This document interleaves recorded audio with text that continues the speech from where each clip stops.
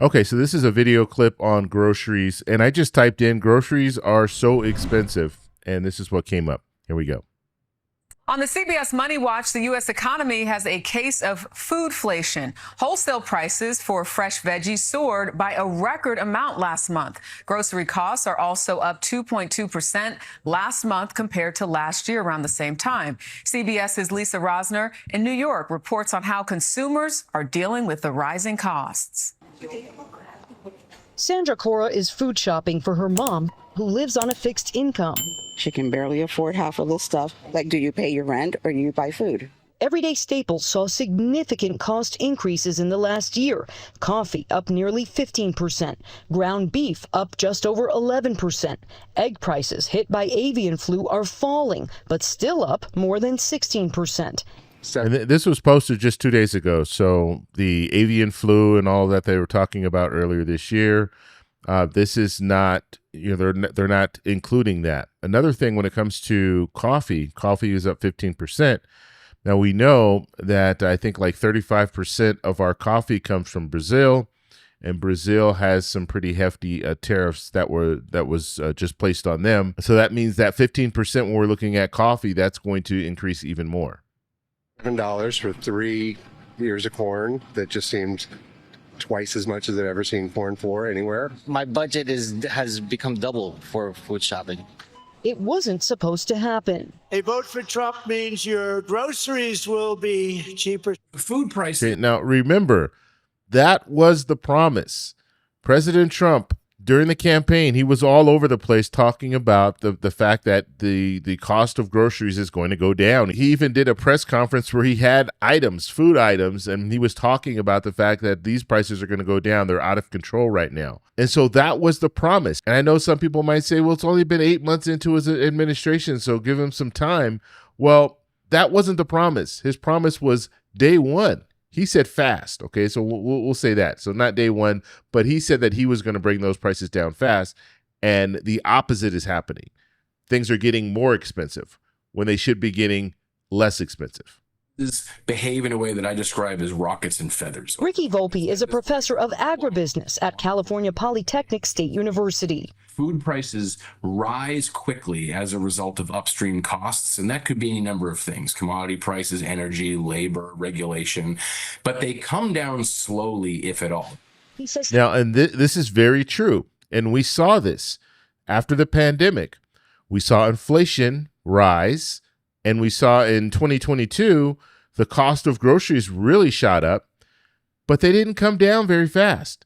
And I would still argue that a lot of those items, the prices are still up there. They haven't come down very much. Tariffs on aluminum and steel implemented in March are impacting the price of groceries now. They're showing up in higher costs for canned foods and beverages, but in less obvious ways too.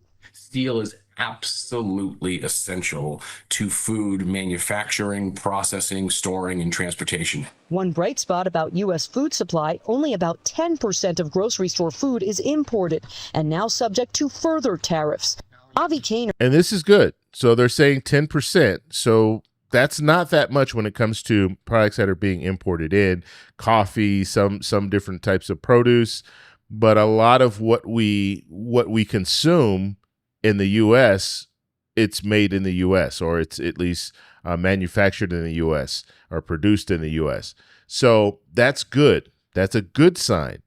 But that doesn't mean that the cost of food is going to go down, because as they were stating, steel and some of these other materials that are used in these manufacturing plants, they're still going to be bought from other countries, which means that we're going to still have an issue when it comes to the cost of because you have to look at everything. You can't just look at the actual food product. You have to look at how that food product is put together, how they package it, and all of that. Avi Kaner is co-owner of Morton Williams Supermarkets. Consumers in the United States have a choice. They don't necessarily need to buy that sauce from Italy. They can buy the sauce that's made in the good old United States. Experts say there are ways consumers can save on grocery costs, like buying meat in bulk and freezing it, as well as sticking to store brands instead of name brands. Shoppers can also opt for whole items stores charge to cube watermelon and shred cheese. Shelf-stable foods can also keep overall costs down as inflation ticks up.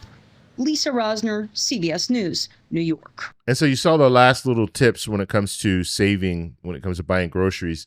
And some of those things are really good. Yes, buying in bulk. I buy in bulk a lot. I actually bought a freezer just to have in my garage so I can put a lot of different things in there that I don't, because it's just me. So when I buy things, especially if I buy it in bulk, it can last me for a long time. So I wanted to put it in the freezer, so I do that. There are a lot of things that they didn't talk about, like bread. I put bread in the freezer, and it comes out fine. All you need to do, if you want to put it in the microwave, put it in the microwave, put it with a paper towel, a damp paper towel, and you heat it up for a few seconds, and when it comes out, it's just like the bread when you bought it initially. And so there are different things that you can do now so you can stock up, because we know that prices are going to be going up, and so you can kind of plan ahead when it comes to some of the things that you purchase. But right now we're seeing the warnings. We're hearing the different department stores saying, look, we're going to have to raise prices.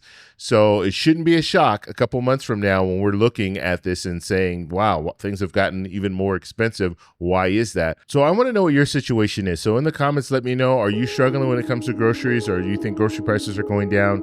Let me know in the comments below. If you like this video, please give me a thumbs up. Please subscribe for more, and I'll talk to you in the next one. Bye. So that's all we have for this video. Make sure if you guys want to send me an email, you can do that, david@thetecshow.com. Like the video, subscribe for more, and check out these videos over here for some more great content. Talk to you later. Bye.